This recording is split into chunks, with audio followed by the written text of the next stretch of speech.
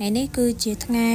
គម្រប់ខួប6ឆ្នាំរបស់អ្នកម្ដាយក្មេកខ្ញុំដែលគាត់បានចែកឋានទៅរៀងរាល់ឆ្នាំគឺឲ្យនាំគ្នាទៅធ្វើនៅស្រុកប៉ុន្តែឆ្នាំនេះអត់បានទៅស្រុកទេបងប្អូនអើយគឺមកវត្តចិនពេញហ្នឹងចា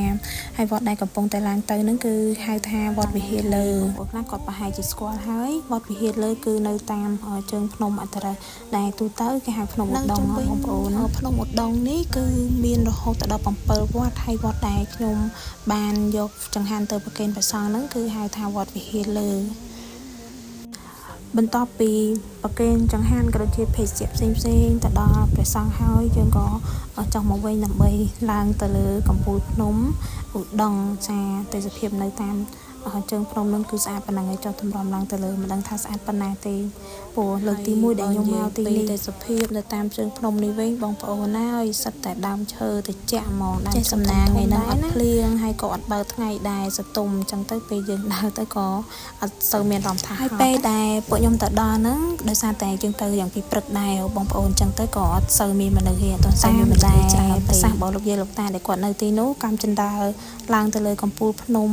ដងហ្នឹងគឺមានរហូតដល់419កាំបងប្អូនមានតែដល់500ជាងតែខ្ញុំមិនចាំថាប្រមាណទេដឹងថា500ជាងហើយស្ងាត់តែបងប្អូនឃើញអត់ស្ទាន់សូវមានមនុស្សមកទៅមកហត់ដែរហ្នឹងណាបងប្អូនណាឡើងរឹងផ្លូវចាឥឡូវហ្នឹងគឺយកមកដល់កំពូលភ្នំឧដុង្គហើយស្អាតណាស់បងប្អូនហើយ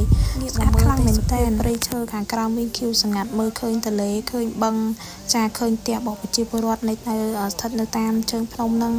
និយាយរួមទៅគឺស្អាតសាប់ហ្មងឡើងទៅដល់លើហ្នឹងគឺ fresh សាហាវហ្មងគួរក្បាលឡើងស្លាម្ដងទៀតចាដោយសារតែស្រឡាញ់ទេសភាពនិងបរិយាកាសនៅទីហ្នឹងគឺល្អហើយបរិស្ថានក៏ស្អាតទៀតហើយនៅលើភ្នំហ្នឹងអាពេលឡើងទៅអត់មានឃើញស្វាទេតោះចុះមកវិញមិនឃើញស្វាច្រើនមែនតើ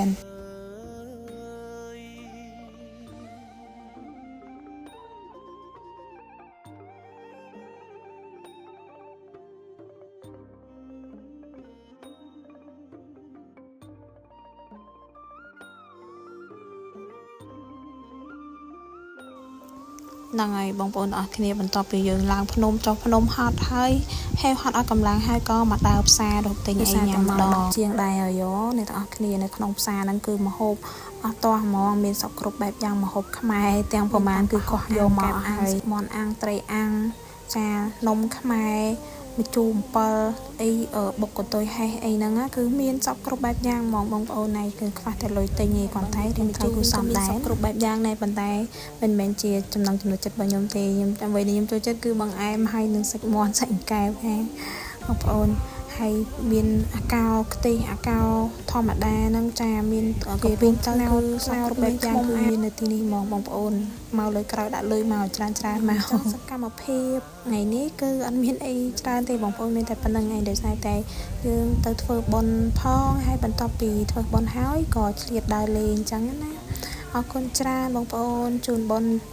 ទាំងអស់បេះដូងដឹងច្បាស់ស្រឡាញ់បាត់ស្មឹង